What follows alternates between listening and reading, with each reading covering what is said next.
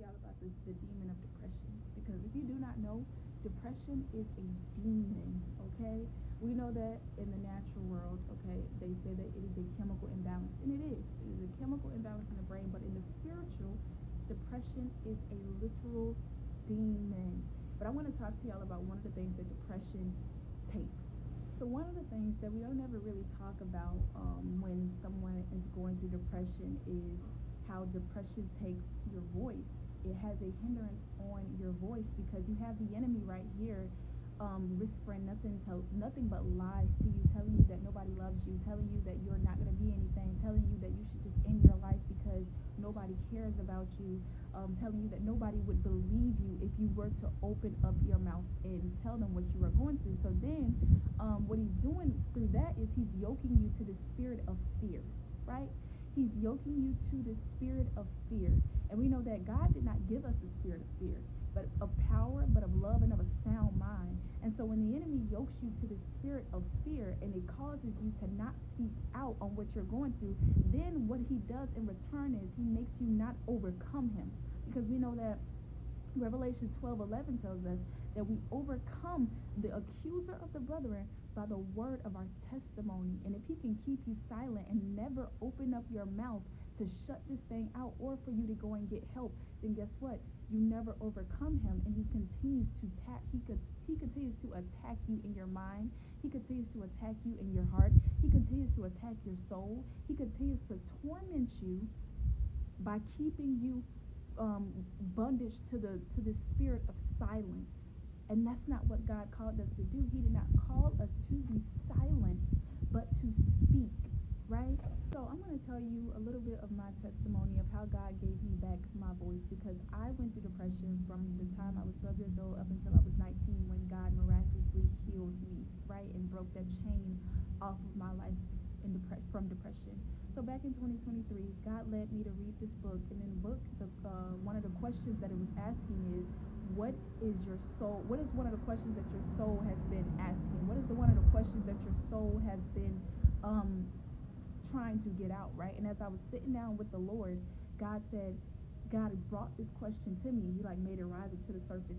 Is it okay to speak now? That is one of the questions that my soul had been asking, because I was a quiet child. I was not really talking a lot to people. Like I said, depression had kind of bondaged and silenced me, so I would not speak. I would not. It produced this fruit of timidity. It produced this fruit of shyness. It produced this fruit of quietness, and that's not what God wanted me to do, because God, he gave me the gift of speaking. The very thing that God wants to use in my life, the enemy was attacking, and it was my voice, because God called me to speak, right, to a generation of people, right?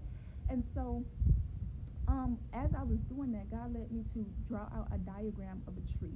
And at the end, where the roots were, he led me to write out the question, is it okay to speak now?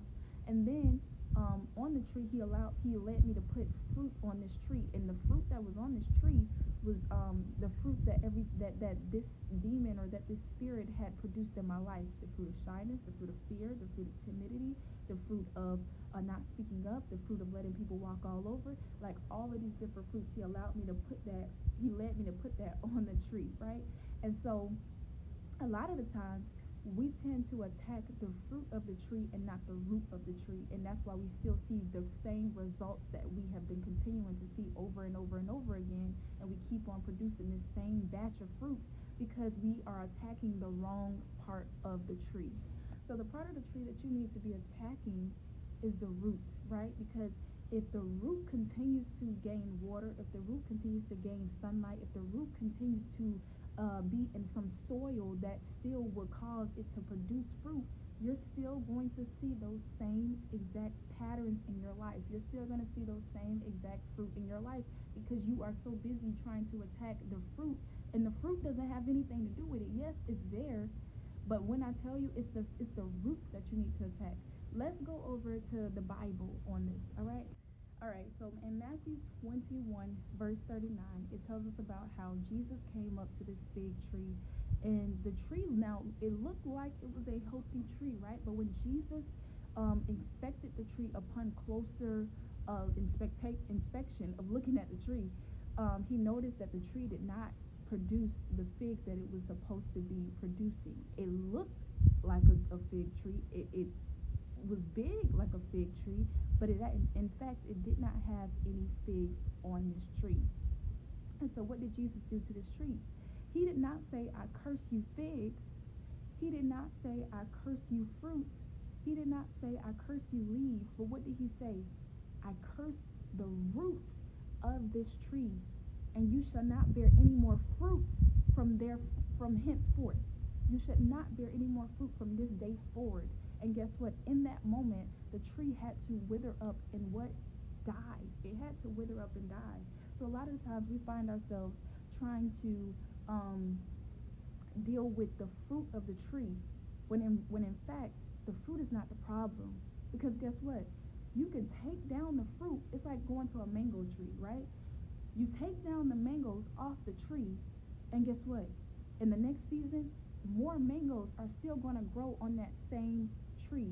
But it's not until you tackle the roots that then it stops producing the same fruit, that then it no longer produces those fruits anymore. So that's what God had to do with me. He had me draw out the diagram of the tree, put the root there, and then he began to allow me to take an axe to the roots of that tree. Sorry, y'all. He began to allow me to take an axe to the root of that tree and then curse the roots of that tree. So then those fruits of shyness, timidity, not speaking up, all of the things that it was producing could stop no more. It stopped producing from that day forward. And then God led me to go to counseling, because sometimes, y'all, we still need to do the physical work. Once you handle the spiritual work, there's still some physical work that needs to be done. Then God led me to go to counseling, and I had to work out these things while I was in counseling, to also get that wholeness and that healness from there, from walking out the problem, walking out the depression, walking out the things that I had been going through, walking out how the seed was even planted, walking out how the things made me feel and all that type of stuff. So then I could then do the assignment that God had called me to do on this earth, which was to go to the nations, right? And to speak to his people. God gave me a charge. He said, let my people go from the voices of depression, anxiety, suicidal thoughts and ideations, and everything else that comes along with that. And he told me to start a podcast, y'all. And my podcast is called Transparent Talks with God, over on YouTube and Spotify. The links are in the bio. But he didn't let me to do that because I could not speak to these people. I could not speak to the generation of people that God called me to speak to correctly unless the tree that I was dealing with was cursed down to the ground. And then unless healing happened within, not only in my soul, but also holistically through me, right? Or in me, I'll say. And then that's when I could speak to the people that God called me to. Y'all, but the work wasn't done there. Then God led me to write my own book called When I Couldn't Love Myself, He Loved Me, in 2024. And you can go and get your copy. The link is in the bio on Amazon, y'all. And it details even more about my testimony and what God has done for me. But I just want to read this small part out of chapter 4 and just speak life to your voice. You who the enemy is trying to keep bound. I want you to know that God is a chain-breaking God. So let me just read this part for y'all. I need you to know that your voice matters, that your voice is important, and that your voice is needed.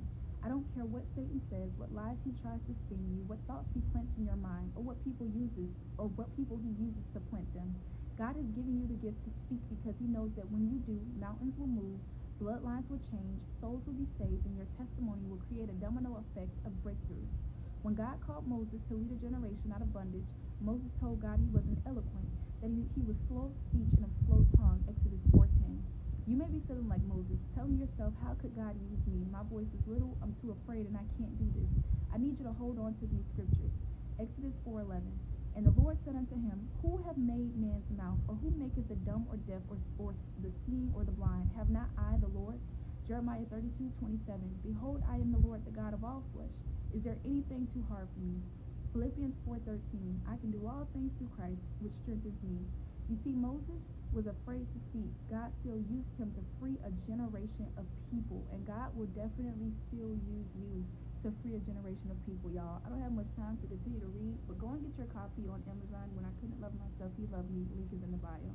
Bye.